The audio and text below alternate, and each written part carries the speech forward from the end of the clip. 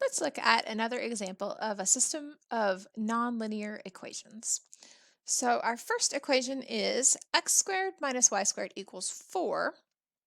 And you might have thought, oh, it's a circle because of the x squared and the y squared. But actually, when these two things are subtracted, this is what's called a hyperbola. And when we graph this, we'll see what a hyperbola looks like.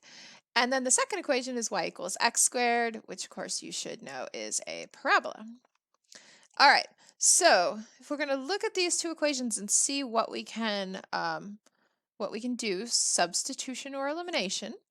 Um, I think because the second equation here is solved for y equals x squared, we might be able to do a substitution there, right? So, I mean, we could substitute it in here, but then we would have to square our result. So I think we should actually substitute for x squared. So instead of x squared, we could just put in y. Then the whole equation will be in terms of y and we can try to solve it, okay?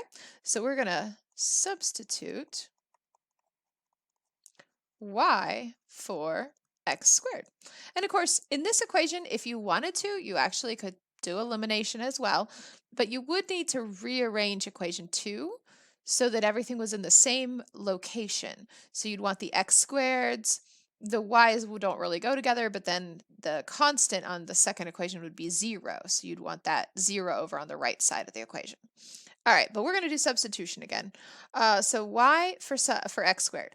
So let's put in y minus y squared equals 4. Okay, so what I was doing was I put for x squared, instead of x squared, I put in y. All right, so let's see. Let's multiply the equation by -1 because I don't want my y squared term to be negative. And then we'll rearrange the equation. So this would be -y plus y squared equals -4. And then let's set that equation equal to 0. So y squared minus y plus 4 is equal to 0. Okay, so now I would prefer to try to factor. Okay, but when you think, let's see, we have y and y. Our choices for 4 are 2 and 2 or 4 and 1. Neither one of them will give us -1 when we add. So it's actually not factorable. Okay, interesting.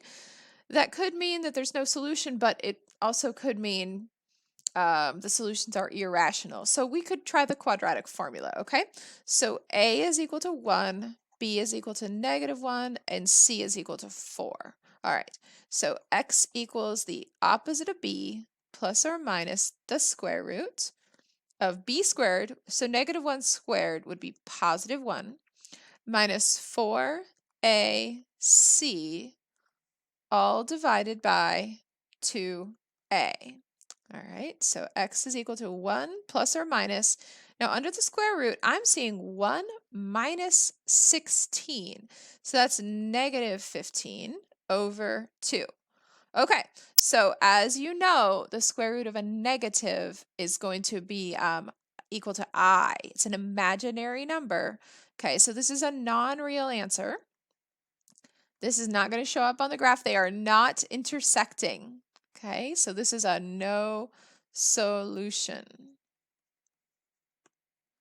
So we kind of have to confirm that using that quadratic formula to see that it's a non-real answer. I don't think just because it doesn't factor doesn't mean that there's not an answer. Another way to confirm that we did get no solution is, of course, to graph. So let's just take a peek at that graph.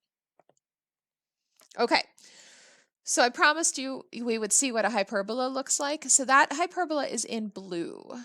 Okay, so if I zoom out even more, you can see more of it, but okay, it's two parts. It's kind of like if you took a circle and then stretched it out, that becomes an ellipse. But then with that minus, it flips out. Okay, it's the two pieces of it separate. And so there are two parts of a hyperbola, one over, oh, oops, sorry. Okay, I won't touch that again. One on the left and one on the right.